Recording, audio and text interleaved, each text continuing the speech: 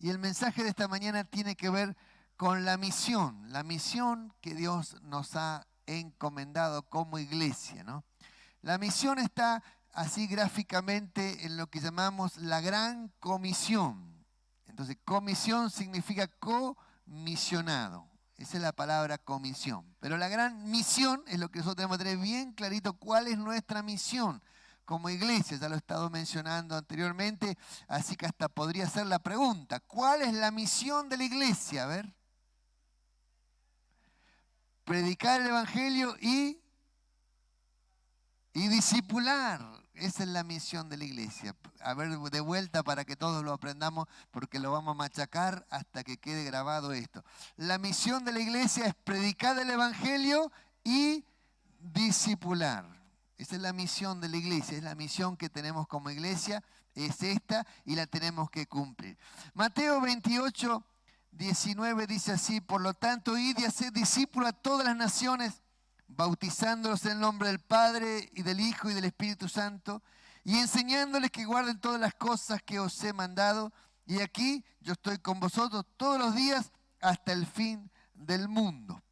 Bueno, aquí está la gran comisión que está en Mateo 28, lo cual Dios nos enseña a que tenemos que una tarea como iglesia, es la tarea que el Señor nos dejó antes de irse, que teníamos que hacer como iglesia. Y en esta tarea la pregunta es ¿cómo cumplimos nuestra misión? En primer lugar, el primer punto es ¿cómo cumplimos nuestra misión?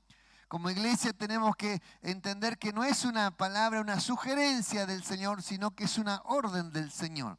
Es una orden, porque la palabra id es un imperativo, un verbo en imperativo. ¿Y qué indica que tenemos que ir? A ver, es un verbo que dice id. ¿Qué función nos manda a hacer? A ver.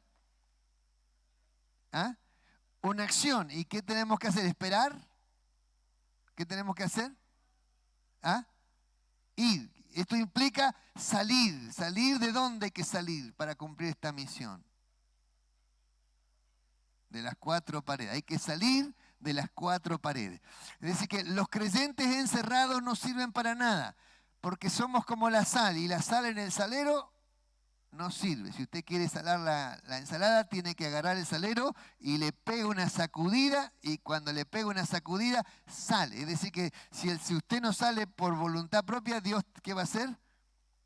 Te va a pegar una sacudida para que salga, porque Dios quiere que sales la sales para salar. Así que necesitamos salir para cumplir esta misión. La misión que el Señor quiere que hagamos implica un movimiento, implica una acción, y esta acción demanda que tenemos que ir y predicar el evangelio a toda criatura. Esta es la misión. Predicarle a toda criatura, sin acepción de personas, tanto grandes como chicos, como ancianos, como jóvenes. Tenemos que predicarle el evangelio a toda criatura. Dice, hay que ir, es decir, mientras estamos haciendo nuestra vida, tenemos que predicar. En nuestra vida diaria necesitamos tener esta disciplina de hablar siempre de Dios, de poder predicar de Dios siempre, en forma cotidiana y en forma permanente. Tiene que ser algo natural en nosotros hablar de Dios. En toda conversación que usted está hablando con alguien, si usted ya habló más de 5 minutos y no habló de Dios, es porque no está cumpliendo la misión. Es decir, que si usted está en una conversación de más de 5 minutos, usted ya tiene que hablarle de Dios a esa persona, porque esto es parte de la misión que tenemos como iglesia. Encontrar la forma, la oportunidad de hablarle de Dios. Me encantan los buenos vendedores de tisú, los que venden cosméticos, que donde van, ¿qué es lo que llevan? Ah, ¿cómo saben? Lo que van siempre llevan la revistita, por si acaso, y siempre encuentran una clienta, un cliente a quien darle la revistita, y allí comienza la conversación, porque ellos tienen bien clara cuál es su misión. ¿Cuál es la misión? Vender. Esa es la misión. La misión de los creyentes, ¿cuál es? Predicar. Así que, ¿qué es lo que tendríamos que llevar? ¿Cuál sería la revistita que tenemos que llevar nosotros? La Biblia, o un Nuevo Testamento, o un tratado.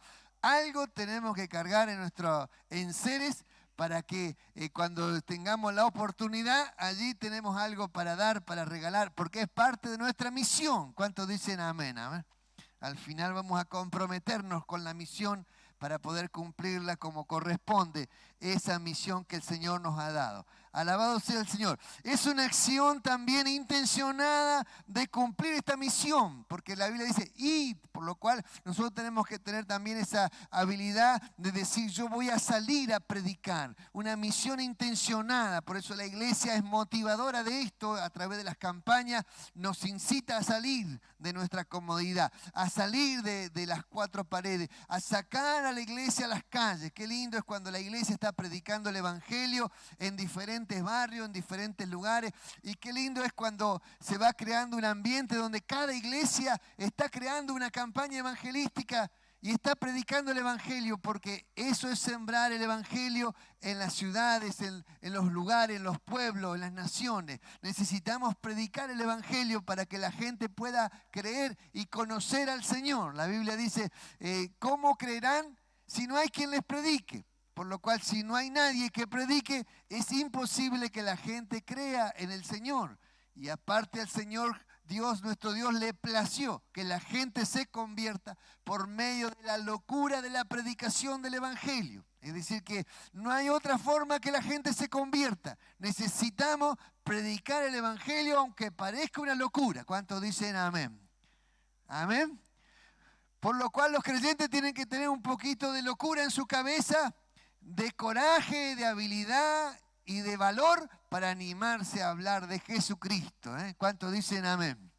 No es fácil hablar de Cristo. A veces hay muchos creyentes que les da vergüenza hablar de Cristo. No se animan a identificarse con Cristo. Hay creyentes que están trabajando al lado de una persona por años y nunca se identifican con Cristo. Y están por años trabajando, hermano. Usted está perdiendo el tiempo si está así. Porque usted tiene que identificarse con Cristo. No hay forma en que un verdadero creyente pase desapercibido. No hay forma. Si usted es un verdadero creyente, no puede pasar desapercibido en su trabajo, en su lugar donde vive. No puede pasar desapercibido. Tiene que ser la diferencia. Usted tiene que marcar la diferencia. La gente se tiene que dar cuenta que usted no dice malas palabras, que usted ora, la gente se tiene que dar cuenta que en usted hay algo distinto, que es honesto. Pero si no se da cuenta y no hay cosas diferentes de usted, ahí hay que preocuparse porque el evangelio no ha crecido en su corazón. Entonces necesitamos que los creyentes tengan sabor a creyentes. ¿Cuántos dicen amén? Si la sal pierde su sabor, ¿qué sigue diciendo el texto? Vamos. Si la sal pierde su sabor, no le escucho. A ver, si la sal pierde su sabor, no sirve más para nada, dice el texto, hermano. Esa es la continuación. Le da vergüenza decir la continuación. Si la sal pierde su sabor, no sirve más para nada. Es lo que dice el texto. Por lo cual nosotros no tenemos que perder el sabor a Cristo. El sabor a Cristo tiene que estar en nosotros permanentemente. El sabor a Cristo es la diferencia que nos hace con el mundo, la diferencia que tenemos con las personas mundanas. Si usted no se diferencia, entonces perdió el sabor. Necesitamos ser distintos a este mundo en el que vivimos. Y no es tan difícil ser distintos. Vivimos en un mundo corrupto, lleno de mentirosos, lleno de engañadores, lleno de adúlteros, lleno de fornicarios, lleno de gente perversa, lleno de gente corrupta, malvada, ladrona, drogadictos, personas que fuman, que toman, que se emborrachan. Vivimos en un mundo así. Así que no es tan difícil ser distinto. Solamente usted tiene que abstenerse de aquellas cosas que son los placeres de la carne. Y si usted se abstiene de eso, ya es distinto. Así que no es tan difícil ser distinto. Solamente tiene que obedecer la palabra y dejar que Dios obre en su vida y va a ver cómo se va a marcar la diferencia. Y cuanto más siga en el camino del Señor, más se va a marcar la diferencia con este mundo en el cual estamos viviendo. La Biblia dice que tenemos que predicar en todo tiempo. En todo tiempo, no es solamente acá en un púlpito. Acá cualquiera predica en un púlpito. Bueno, no tan cualquiera, pero en el púlpito es fácil predicar adentro de la casa. Pero la cosa no es acá, la cosa es afuera. La cosa es cómo predicamos afuera, cómo predicamos el evangelio en el barrio, en la ciudad, en el almacén. Cómo predicamos el evangelio en nuestras conversaciones con nuestros amigos. Mire lo que dice la Biblia, 2 de Timoteo 4:2. Dice así: que prediques la palabra, que instes a tiempo y fuera de tiempo, redarguye, reprende y exhorta con toda paciencia y doctrina. 5 palabras que aparecen: predicar, instar, redarguye, reprende y exhorta. Es decir, que el apóstol Pablo nos estaba incitando a que nosotros predicásemos en todo tiempo, que hagamos esta preciosa tarea de predicar el Evangelio, de incitarle a la gente. Incitar tiene que ver con rogarle, con suplicarle, tiene que ver con animar a la persona. Eso es incitar a alguien a que venga a la iglesia o que venga a escuchar el Evangelio. Eso es incitar a alguien. Entonces nosotros necesitamos hacer esta tarea que el Señor nos está mandando. Tenemos que hacer esta tarea que el Señor nos está mandando. Entonces, la tarea tiene que ver contigo, tiene que ver conmigo, tiene que ver con tu hogar, tiene que ver con tus hijos. Tú no puedes estar tranquilo si tus hijos no están en el Señor. Tú no puedes estar tranquilo si tu familia no está en el Señor. Pues lo que la Biblia dice que tenemos que creer, el que creyere, tú y tu casa serán salvos. Entonces tú tienes una misión allí, que es orar por tus hijos, por tu familia, por tus nietos. Porque la Biblia dice, enséñale a tus hijos y a los hijos de tus hijos. Así que por lo cual tienes que orar para que tu familia esté en los caminos del Señor. ¿Cuántos dicen amén? Porque algunos dicen, no sé a quién le tengo que predicar. ¿Cómo que no sabe a quién le tengo que predicar? Usted tiene que saber a quién tiene que predicarle. Usted está rodeado de gente inconversa y a todos los que está rodeado, pues tenemos que predicarle. De alguna forma hablarles de Dios. Tenemos que lograr hablarles de Dios. Necesitamos predicar a tiempo y fuera de tiempo. Ay, está la pesada. Veo que hay gente que le molesta que le predique. Bueno, ay, está la pesada. No importa, tiempo y fuera de tiempo. Y cuando estamos fuera de tiempo, a veces la gente molestamos porque estamos fuera de tiempo, ¿no? Fuera de tiempo significa que molestamos. No importa que molestemos, hermano. Lo importante es que prediquemos. Porque lo importante no es obedecer a los hombres ni agradar a los hombres. Es agradar a Dios y cumplir la misión que el Señor nos ha dado. Eso es lo importante. Los hombres de este mundo, mire, el diablo jamás va a querer que le hablemos de Dios a la gente. La carne nunca va a querer lo espiritual, siempre lo va a rechazar. Así que si usted le va a hacer caso al diablo y le va a hacer caso a la carne, nunca va a predicar. Entonces necesitamos hacerle caso a Dios y cumplir la misión que el Señor nos ha dado. ¿Cuántos dicen amén a eso? Entonces necesitamos predicar a tiempo y fuera de tiempo. Y así cuando empezamos a trabajar esa tarea, vamos a ser pesados y vamos a ser los locos fanáticos. Gloria al Señor. ¿Cuántos dicen gloria a Dios? A ver. Cuando alguien me dice, pero ustedes son unos fanáticos, yo le digo, no, todavía nos falta para ser fanáticos. Y yo le explico por qué nos falta. Porque cuando usted ve un fanático del fútbol, esa persona, si su equipo juega a las 4 de la tarde con todo el rayo del sol, con todo el calor que puede existir a las 4 de la tarde, sin embargo ese hombre o esa mujer está allí a las 12 del mediodía en la cancha porque quiere agarrar el mejor lugar, llega primero que todo, igual que los creyentes. Entonces ese creyente, esa persona fanática del fútbol, cuando llega allí se compra su choripán, salió a las 12 del mediodía de su casa porque ese día tiene fútbol, va a la cancha, está allí viendo a su equipo 2 horas alentando y gritando, y guarda que no grite, y guarda que no mueva la banderita que te coloca en la mano porque te van a retar. Entonces tenés que estar allí como fanático, pero cuando termine el partido, ganes o pierdas, con la cara larga, con la cara triste, volvé a tu casa gritando con el equipo durante 2 horas hasta que llegás en el colectivo de tu casa, saliste a las 12 y llegaste a las 10 de la noche. Eso es ser fanático. Así que usted está fanatizado por el Evangelio. ¿O es simplemente un aficionado? Ajá. ¿Entiende lo que es ser fanático? Cuando alguien me dice, ¿usted es fanático? No, yo no soy fanático, me falta un montón para ser fanático todavía, me falta un montón. Me falta un montón de práctica, me falta un montón de asistencia, me falta un montón de... Y no vaya a llover en la cancha. Porque si llueve en la cancha, ¿qué pasa con los hinchas? Se quedan todos ahí. No vaya a llover en una campaña al aire libre, porque si llueve en una campaña, ¿qué hacen los creyentes? Se van todos, no queda ni el predicador solo. Nos falta ser fanáticos, porque eso otro es ser fanático, hermano querido. Pero cuando vemos la predicación del Evangelio, es tan importante predicar el Evangelio y tener la pasión de Cristo en nuestra alma, que la pasión de Cristo esté dentro de nosotros y nos mueva, nos motive, nos movilice la pasión de Cristo por la gente. Alabado sea el Señor. Necesitamos hacer esta pasión. Segunda de Timoteo 4:5 dice así: pero tú sé sobrio en todo, soporta las aflicciones, haz obra de evangelista, cumple tu ministerio. Timoteo no era un evangelista, es un pastor era más un pastor tirando para maestro en sus actitudes. Entonces, pero sin embargo el apóstol Pablo le está diciendo, pero tú cumple tu ministerio, haz obra de evangelista. ¿Cuál es la obra del evangelista? A ver, predicar el evangelio, salir a evangelizar. Esa es la obra de evangelista, salir a evangelizar. Así que el apóstol nos está mandando e incitando, más tú, así póngale su nombre al tú, haz obra de evangelista, te está diciendo Dios. Así que no importa usted, pero yo no soy evangelista, no importa que usted sea o no sea.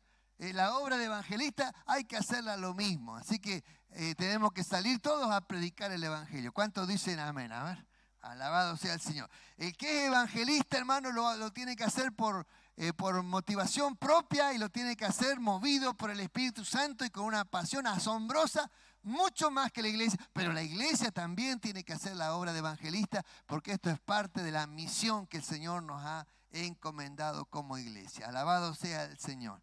Visitar las casas de los hogares con una intención clara, llevar a la familia a los pies de Cristo.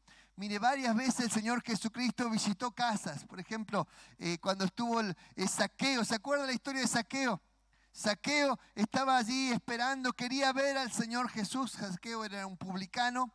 A los publicanos no les estaba permitido entrar al templo porque se los consideraba reos directamente para el infierno. Así que los judíos no lo dejaban y él tenía una tremenda curiosidad de ver a Jesús. Se subió al árbol, al sicómoro, para ver a Jesús. Cuando pasaba y Jesús se detuvo delante de él, le dijo, desciende, Zaqueo, porque hoy es necesario que cene contigo. Entonces Jesús fue a una casa con la intencionalidad de predicar el evangelio. ¿Entiende lo que significa? Es decir, cuando usted se va a una casa invitado a comer o a almorzar o a cenar, ¿qué es lo que tiene que hacer allí? Sobre todo si son inconversos. Predicar el evangelio. Predicar el evangelio. Allí es la oportunidad de predicar el evangelio. Porque donde no lo conocen, es la oportunidad de llevar el mensaje de Dios. Capaz que usted dice, pero si predico no me invitan nunca más. No importa, predica el evangelio. Porque si se convierten te van a volver a invitar. Y si no se convierten, bueno, tal vez nunca más te inviten, no importa. No necesitas una amistad que no te lleve a los pies de Cristo. Esa amistad te va a perjudicar la vida. Tú necesitas amigos que te lleven a los pies de Cristo. Esos son los amigos que realmente vale la pena conservar. La segunda tarea de la misión es hacer discípulos. Qué importante que es hacer discípulos. Qué importante que es discipularse. Tenemos que comprender lo que es discipularse. Discipularse tiene que ver con un aprendizaje, tiene que ver con estar en un proceso de estudio y de seguimiento. Un discípulo es un seguidor de alguien. Eso es un discípulo, un seguidor de alguien. Por eso la palabra dice, sed imitadores de mí, así como yo soy de Cristo, decía el apóstol Pablo. Entonces nosotros necesitamos enseñar a las personas, guiar a las personas. Pero para poder enseñar, primero tenemos que aprender. Porque lo que tenemos, damos. Entonces, si no aprendimos nada, ¿qué podemos dar? Nada.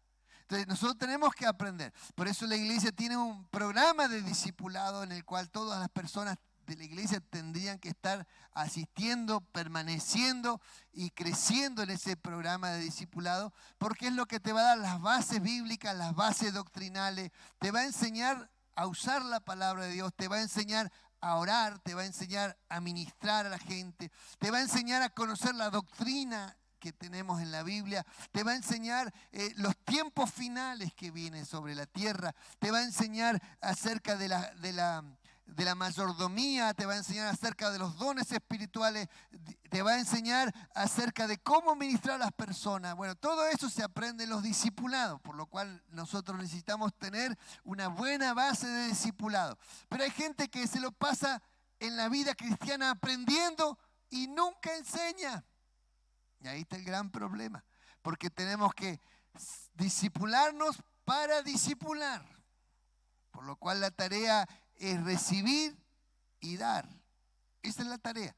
recibimos de parte de nuestros líderes, de parte de la iglesia, de parte de los pastores, para poder dar a otras personas, para transmitir aquello que estamos recibiendo. La importancia del discipulado. En el discipulado está la estructura de la iglesia. En el discipulado está, digamos, los lazos que se unen mutuamente. Cuando nosotros estamos en una red de discipulado, nos sentimos contenidos, nos sentimos escuchados, nos sentimos pastoreados. Tenemos a quién contarle las cosas que nos pasan. Tenemos un grupo de gente que nos puede aconsejar, que nos puede hablar, que nos puede guiar cómo tomar mejor nuestras decisiones. Entonces las personas que no están en un discipulado se encuentran a la deriva porque no tienen una red que los contenga. Les pasa algo, faltan en la iglesia. ¿Quién los llama? ¿Quién los busca? ¿Me entiende? El pastor los llama porque yo estoy pendiente de los que están allí pendientes, pero no es la cuestión de que el pastor solo te llame, sino que tú tengas un grupo de hermanos creyentes que te contengan, que te escuchen, que te llamen, que te busquen, para que no estés solo. Y si en algún momento tienes un problema, tener a alguien que te pueda ayudar y dar una mano o socorrerte en un caso de suma necesidad. Tenemos que involucrar a la gente en aquello que estamos involucrados. Los que discipulan tienen que entender que si usted está discipulando y usted le toca limpiar el templo, sus discípulos, ¿qué tienen que hacer? ¿Qué tienen que hacer? Limpiar el templo con usted. Si usted está cantando, sus discípulos, ¿qué tienen que hacer? Cantar con usted. Si usted está allí atrás atendiendo la puerta como ujier, sus discípulos, ¿qué tienen que hacer? Porque lo tienen que seguir. Si usted está en la acción social, sus discípulos, ¿qué tienen que hacer? Trabajar con usted en la acción social. Si trabaja con niños, ¿qué tienen que hacer sus discípulos? Pues trabajar con usted, con los niños. Porque nosotros los involucramos en lo que hacemos. Entonces, si nosotros no estamos involucrando a la gente anda sin saber qué hacer y no tiene identidad. Nosotros necesitamos provocar una identidad de servicio en el corazón de las personas. ¿Cuántos dicen amén? A ver, por allí. Gloria a Dios. Esto va involucrando el discipulado. La gente que no se discipula no se involucra. Y nosotros necesitamos gente involucrada y comprometida con el evangelio y con la misión de la iglesia. Somos las coyunturas que unen el cuerpo. Dice, y a la persona nueva la unen a la iglesia por medio del liderazgo. La Biblia dice, habla en el libro de Efesios capítulo 4, las coyunturas que se ayudan mutuamente. Menciona allí, hablando de la iglesia, las coyunturas que se ayudan mutuamente. ¿Cómo es la coyuntura? Mire, nuestros brazos están unidos al cuerpo porque hay una coyuntura. ¿Me entiende? Y esa coyuntura es la que hace que nuestro cuerpo se mantenga unido y que el cuerpo mantenga la armonía, mantenga el movimiento y que el cuerpo esté sano, que el cuerpo se mantenga firme y que el cuerpo trabaje junto, porque hay coyunturas. ¿Me entiende? Si no existen las coyunturas, entonces como si usted se pone una pierna ortopédica, no tiene una coyuntura, una pata de palo. Vamos a ponerlo así para que lo entienda mejor. Una pata de palo, yo camino, pero la pata de palo está ahí colgando. ¿Me entiendes? Si a mí me puede doler la cabeza, me puede agarrar un mareo, y la pata de palo no siente nada. Bueno, así es la persona que está desconectada. Entonces, nosotros necesitamos coyunturas que nos unan mutuamente. El liderazgo tiene que ser coyuntura. Las coyunturas hacen esa función. Si usted no cumple esa función, lo hace miembro ortopédico. ¿Me entiende? Y el miembro ortopédico no siente, no experimenta el gozo, no experimenta nada, porque es un miembro ortopédico. Entonces, no le pica, no le duele. Y la Biblia dice, cuando un miembro se duele, todos se duelen. Y cuando un miembro se goza, todos se gozan. Esa es la función del cuerpo de Cristo. ¿Cuántos dicen amén? A ver. ¿Qué significa eso? Que usted se une y siente el gozo, siente el dolor, siente la alegría, siente la tristeza del cuerpo de Cristo. Esas son las coyunturas cuando funcionan bien, están produciendo esa unidad del cuerpo de Cristo. Alabado sea el Señor. ¿Cuántos dicen amén? A ver. Nos discipulamos para discipular. Bueno, pregunta, ¿cómo vamos en materia de discipulado? ¿En qué nivel estamos? Tenemos hasta el nivel 5. Así que si usted no está en ningún nivel, le faltan 6, porque está el inicial todavía. Muy bien. ¿Cómo estamos en materia de discipular a otros? ¿Cómo vamos avanzando en materia de discipular a otros? Muchos creyentes no terminan de tener clara la doctrina porque no enseñan a otros. Cuando a uno le toca enseñar a otro, entonces, ¿qué le sucede? Que aquello que leyó o aprendió o creía saber, se le forma una tremenda duda en su interior, porque ahora lo tiene que explicar. Y si yo no sé explicarlo, entonces no sé, a la final no sé lo que aprendí. Y entonces la importancia de explicar lo que aprendí es lo que me hace a mí reaprender lo que tal vez aprendí por encimita. Entonces, enseñar a otros es lo que afirma el conocimiento en mí, porque me ayuda a tener plena mi convicción y a entender lo que estoy explicando. No hay peor cosa que explicar algo que tú no entiendes. Porque si tú tienes que explicar algo que tú no entiendes, te encuentras que estás hablando cosas que ni siquiera sabes lo que significan. Entonces, tener que enseñar va a provocar en ti infinidades de dudas. ¿Y para qué son esas infinidades de dudas? Para que tú te saques las dudas con tu líder o con tu pastor o con el que te está enseñando y tú resuelvas las dudas que tienes en tu mente, de tu fe, de tu doctrina, de tu creencia, y puedas explicar con coherencia y con conocimiento y con base bíblica y con sabiduría lo que estás tratando de enseñar. Entonces, el discipulado nos pone en crisis. Y son buenas las crisis porque nos ayudan a afirmarnos más y a saber lo que realmente creemos, a tener claro lo que creemos. Por eso es importante que no solo estemos recibiendo, sino que paralelamente estemos dando. Y dice algunos que esperan, no, pero cuando yo termine el número 5 recién voy a empezar. No, a mí, usted perdió 2, 3 años de vida. Usted está recibiendo y tiene que estar automáticamente enseñando, porque de esa manera usted se va a dar cuenta de lo que aprendió mal o lo que no aprendió. ¿Me entiende? Y ahí va a tener que rever de vuelta y volver a estudiar de vuelta para poder explicar aquello que usted trata de explicar. ¿Cuántos de acá saben leer y escribir? Supongo que todos, ¿no? Me imagino que todos. Muy bien. ¿Cuántos saben enseñar a escribir y a leer? Porque una cosa es saber y otra cosa es enseñar. ¿Me entiendes? Entonces nos damos cuenta que sabemos leer y escribir, pero no sabemos cómo enseñarle a alguien que no sabe leer ni escribir, porque hay un método para ello, por eso los maestros estudian esos métodos, cómo hacerlo.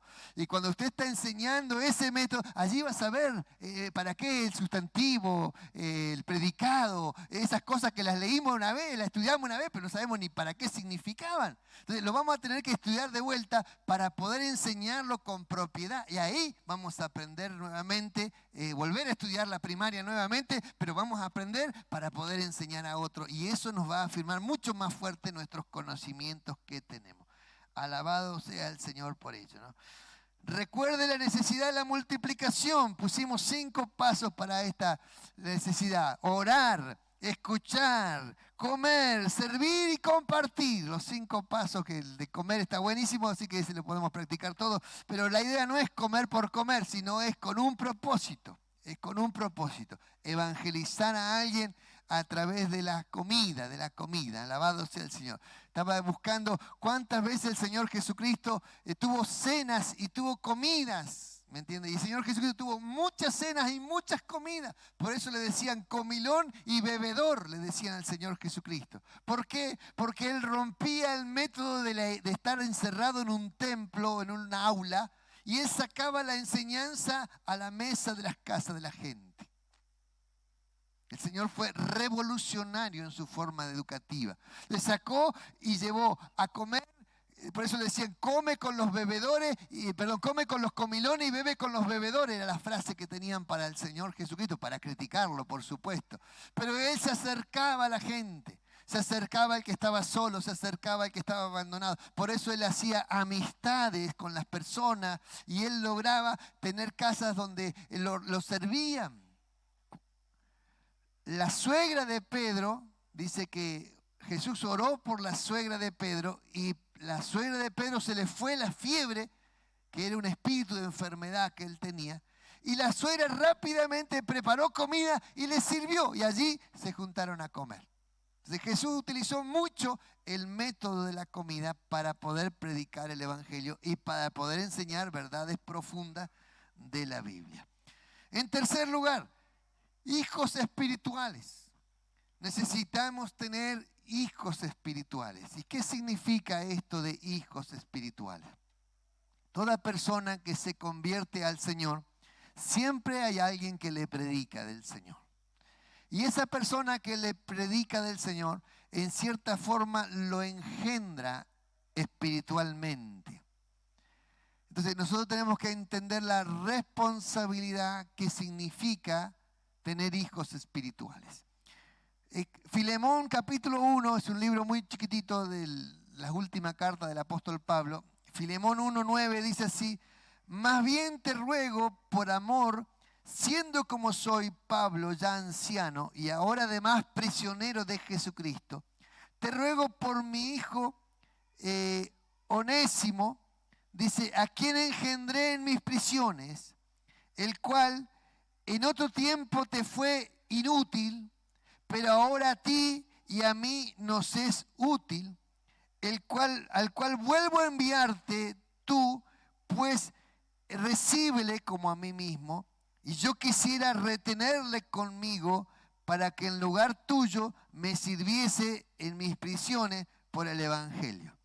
El apóstol Pablo estaba preso allí por causa de predicar el Evangelio y llegó a la cárcel un tal Onésimo, y que Onésimo era un esclavo de Filemón. Filemón lo tenía por esclavo y se ve que Onésimo le hizo algo a Filemón, algo que lo habrá estafado, lo habrá engañado, y Filemón lo mandó preso a su esclavo para que lo castigaran en la cárcel. Y allí preso, Onésimo se encuentra con el apóstol Pablo y allí se convierte al Señor en la cárcel. Onésimo se convierte al Señor en la cárcel. Y cuando se convierte al Señor en la cárcel, el apóstol Pablo lo empezó a discipular en la cárcel. Vio que toda oportunidad es buena para predicar el Evangelio. Allí, estando preso, se convierte Onésimo y Pablo lo discipula. Y lo convierte, dice, mi hijo espiritual, a quien engendré en mis prisiones, dice de esa manera de Onésimo. Y dice, el cual te era inútil. Es decir, ¿cómo era Onésimo? Era un inútil. Tal vez esa gente que rompe todo, que uno lo manda a hacer algo y todo lo hace mal, una persona que no tenía ganas de vivir, ganas de hacer, y todo lo hace mal, roba, engaña, gasta, destruye. Bueno, así era, un inútil era Onésimo.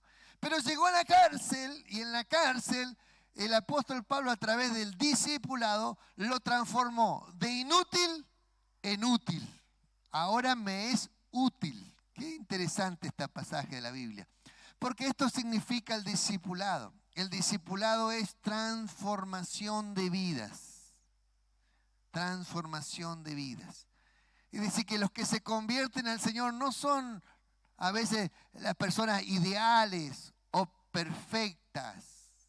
Entonces a veces que la gente que se convierte al Señor a veces viene cargada de conflictos, de problemas. A veces son unos inútiles bárbaros.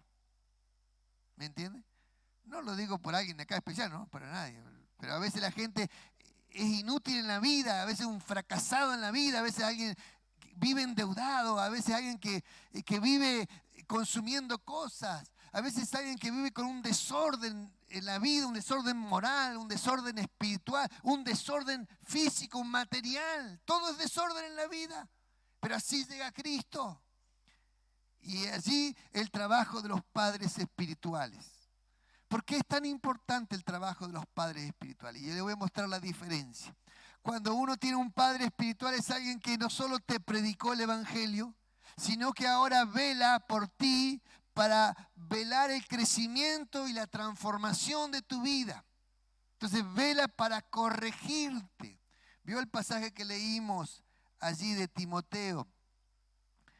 Que prediques, que intes. Pero luego tiene 3 palabritas allí que son comprometedoras, que es redarguye, reprende y exhorta. Redarguye, reprende y exhorta. Redarguir es convencer a las personas con argumentos sólidos. Entonces, cuando una persona vino a Cristo y tal vez tiene conceptos de vida equivocados, pero usted tiene que convencerlo con argumentos sólidos de que está equivocado la forma de pensar. Capaz que llegó a Cristo y dice: a mí el matrimonio no me interesa, para mí no sirve para nada, para mí es algo del pasado. Y tiene ese concepto de vida en su mente y usted tiene que redarguir ese concepto a través del trabajo allí de discipulado, de consejería. Usted tiene que cambiar ese concepto con argumentos sólidos, bíblicos, que le demuestren que la importancia del matrimonio, la importancia del compromiso, la importancia de la fidelidad, la importancia que significa estar a cuenta con Dios. Y cuando la persona llega a convencerse, ¿qué tendría que hacer esa persona que no cree en el matrimonio? Casarse, por supuesto. Estamos hablando de gente que está juntada, llegó a Cristo así. Casarse, porque tiene que ordenar su vida, porque está convencido de lo que ahora está haciendo está bien. ¿Me entiendes? Entonces después dice, redarguye, reprende. Entonces tenemos que reprender a las personas con amor. También dice la Biblia, considerándote a ti mismo. Por lo cual, esa tarea que es pastoral, que es una tarea de paternidad, a veces cuando la persona está equivocada tenemos que reprender a la persona. Reprenderla. Es decir, decirle lo que estás haciendo está mal. Porque si una persona está, por ejemplo, si hay un policía en la esquina y viene un ladrón y roba la casa del frente, ¿usted qué le diría al policía? ¿Que está bien? Cada cual haga lo que quiera. No, para eso es para estar como policía y tiene que cumplir una función. Entonces, si usted está ahí y no hace nada, usted está cumpliendo mal su función. Entonces, si usted es una persona que está discipulando y ve que el otro está en pecado, está emborrachándose, está haciendo esto, está haciendo aquello, pues tiene que reprender. Porque si usted no reprende, nunca se va a corregir lo deficiente. ¿Es fácil reprender? No, porque a nadie le gusta ser el malo de la película. ¿Quién quiere ser el malo? Todos quieren decir, ay, que Dios te bendiga, que Dios te prospere, que Dios te haga avanzar, que Dios te dé todo. Así es muy fácil ser profeta de esa manera. Pero acá no habla de eso, acá habla de otra cosa el texto bíblico.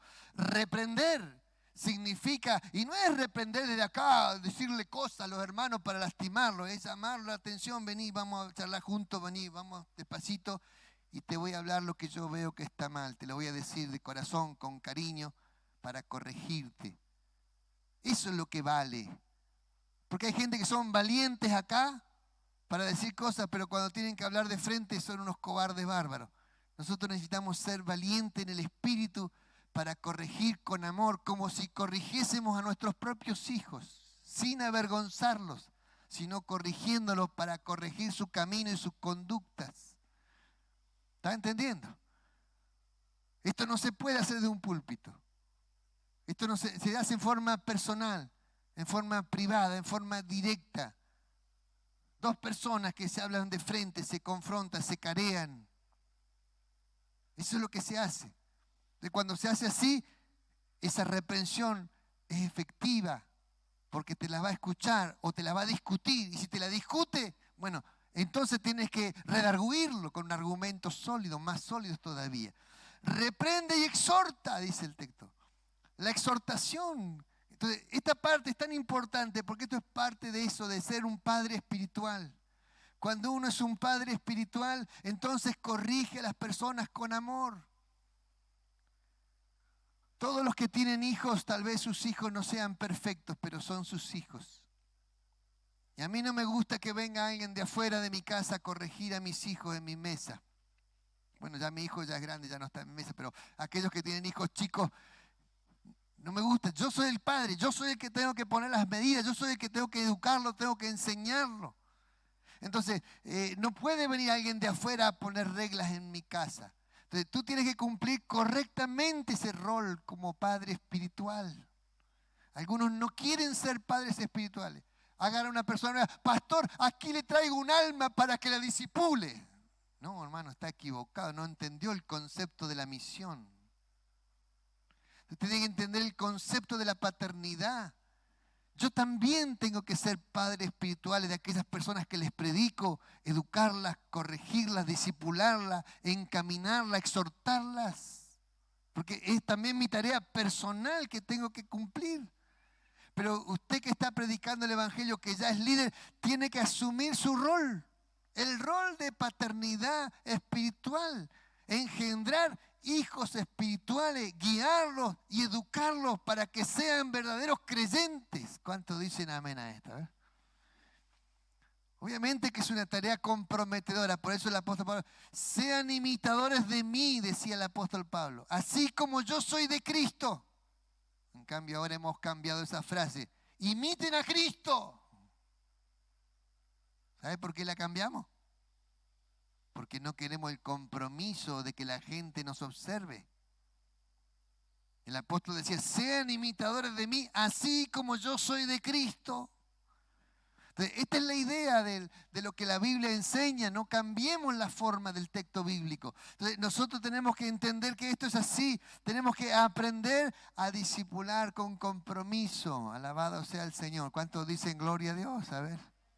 ¿Y cuántos dicen ay, ay, ay, ay? Porque el pastor este se caracteriza por usar caños de gran tamaño para hablarle a la gente. Pero el Señor te ama, hermano. Sonríe, como decía el evangelista. Sonríe que Jesús te ama. El Señor quiere esto para la iglesia. Esta es la verdadera misión que la iglesia necesita. Sacar los yuyos de la siembra.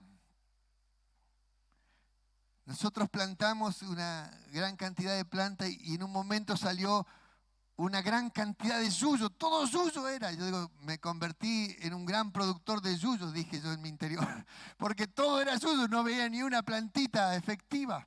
Bueno, a sacar los yuyos era horas sacando yuyos para que la tierra estaba llena de yuyos. Entonces la semilla se nos ahogaba, entonces teníamos que sacar yuyo y limpiar.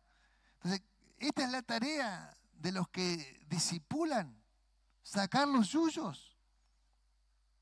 Todos queremos gente obediente, gente de fe, gente de amor, gente transparente, gente de verdad, pero eso no existe, hermano, hay que formarlo. Porque es fácil, Señor, mandame obreros fieles, que diezmen, que ofrenden, que así te... Claro, cualquiera, sí, así cualquiera es pastor. Eso hay que formarlo. ¿Y cómo se forma? Pues así como le estoy mostrando. Se forma trabajando en forma personal, marcación personal. Cuentas cortitas. Yo le digo a algunos, tenele cuenta cortita. La cuerda corta, porque todo aquel que está atado a las drogas o que estuvo en una situación así, necesita que lo tengas cortito.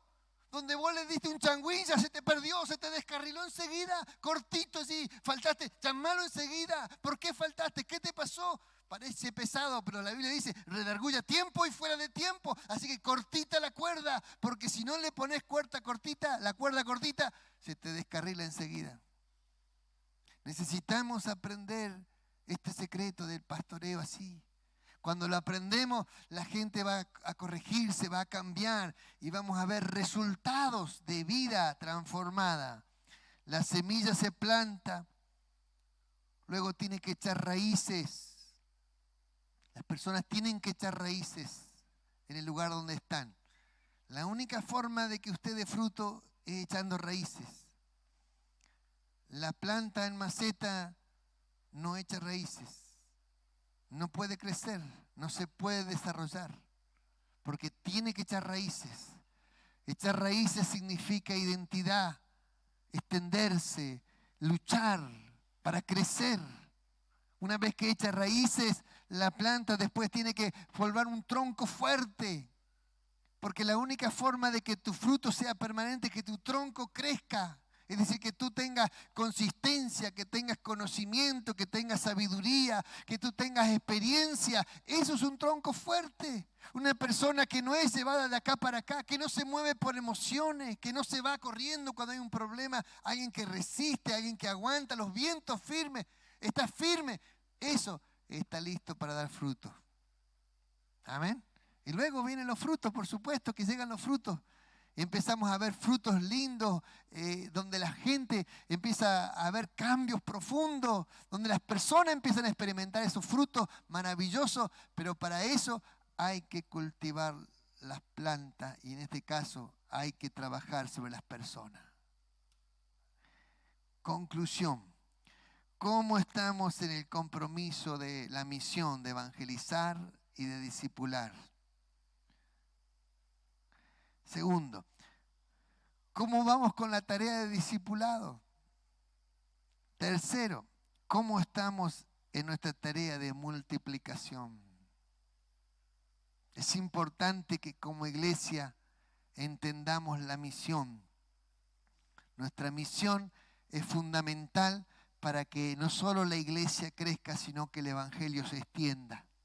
Es fundamental para que la iglesia tenga consistencia, tenga una red de contención, para que toda persona que llega, de la forma que llegue, del lugar que llegue, pueda ser contenida, pastoreada, discipulada, corregida, guiada a los caminos del Señor. Amén. Y eso es lo que va a producir obreros en el futuro de bien, personas cambiadas, personas que den fruto, personas que realmente sean ejemplo de la sociedad y que podamos producir una buena influencia dentro de la sociedad en la cual nosotros estamos moviéndonos. Amén.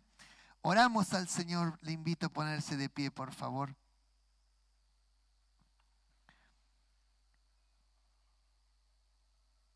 Y antes de esta oración, con sus ojos cerrados, yo le pido que usted piense, ¿cómo está usted en esta misión que el Señor nos ha encomendado? ¿En qué punto se encuentra de esta misión? ¿Se encuentra con su mente puesta en el evangelismo? ¿Está pensando en predicar? ¿Está pensando en discipular? ¿Cómo está usted? Vamos a orar para que Dios nos comprometa más, para que cada uno pueda comprometerse más con Cristo y poner nuestra vida en las manos del Señor, en lo que el Señor Jesús quería para la iglesia. El Señor Jesús quería esto para la iglesia. Alabado sea el Señor. Señor, te damos gracias por tu palabra. Gracias por tu mensaje que nos exhorta, nos corrige. Pero Señor, te rogamos que tú nos enseñes a vivir como tú querías como iglesia. Enséñanos a vivir como una iglesia enfocada en la misión que nos has dado. Te rogamos que tú nos ayudes para discipular, para poder lograr tener hijos espirituales a quien cuidar. Que tú fortalezcas nuestras manos, nuestros cuerpos, nuestra mente, para hacer realmente lazos entre las personas, para hacer ligaduras entre las personas, que liguemos a las personas con Cristo. Esos lazos que unen a la iglesia. Ayúdanos, Padre querido, a formar gente. Señor, a no quejarnos, sino a tomar la tarea de formar gente. Señor, gracias por aquellos hermanos que ya tienen una formación, que han llegado a Cristo con una formación. Pero te rogamos que tú nos ayudes a ser valientes, a estar enfocados, a comprender perfectamente nuestra tarea que tenemos que hacer. Señor, gracias por la misión que nos has dado, que es gloriosa, de ver a la gente transformada por el poder del Evangelio.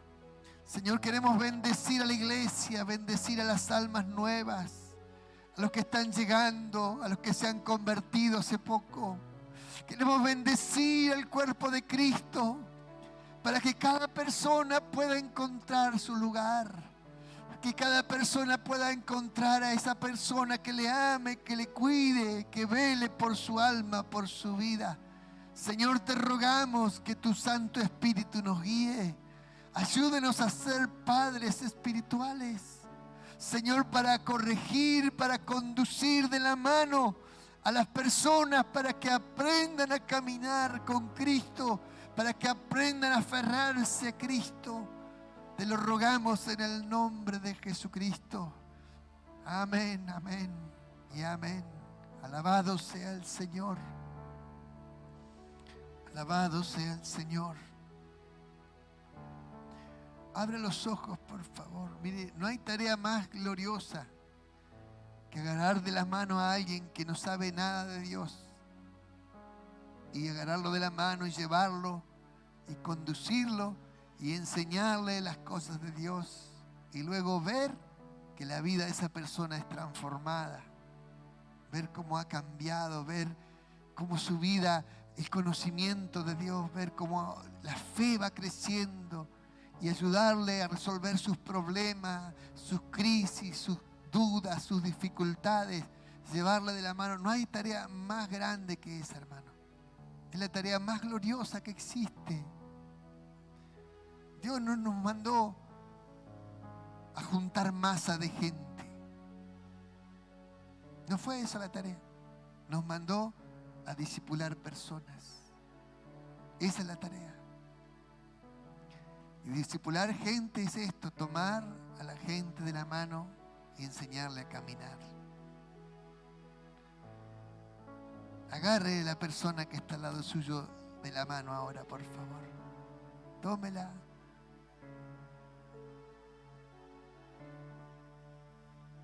Agarre la mano así, allí. Córrase para el medio. Métase, agarre de la mano. Hacia atrás. Esa es la tarea. Simbólicamente es esta la tarea. Entender que Dios nos llamó con un propósito. Este es el propósito. Ayudarnos a permanecer, a seguir. Este es el propósito de la iglesia, a crecer. Usted tiene que convertirse en un creyente fuerte, poderoso. Un creyente que dé frutos, que la gente de afuera pueda recibir esos frutos de su vida y pueda darse cuenta que Dios te ha cambiado la vida. Eso es lo glorioso. Ahora sí oramos al Señor. Levante esa mano al cielo. Señor, gracias por cada persona que está llegando a este lugar. Danos la sabiduría para pastorearle con conocimiento, con sabiduría, con inteligencia y con doctrina. Señor, enséñanos a guiar a la gente a tus pies. Ayúdanos a ser buen ejemplo en conducta, en palabra, en fe, en pureza. Ayúdanos, Señor, necesitamos ser transformados por tu poder para que nuestro ejemplo de vida no ensucie el Evangelio, sino que lo glorifique. Señor, guíanos en nuestros pasos para guiar a las personas a tus caminos. Te lo rogamos en el nombre de Jesús. Amén, Señor, amén. Amén, amén. Gloria al Señor. Vamos a pasar ahora a nuestro servicio de la Cena del Señor. Y voy a pedir a mi esposa que por favor me ayude y me acompañe acá.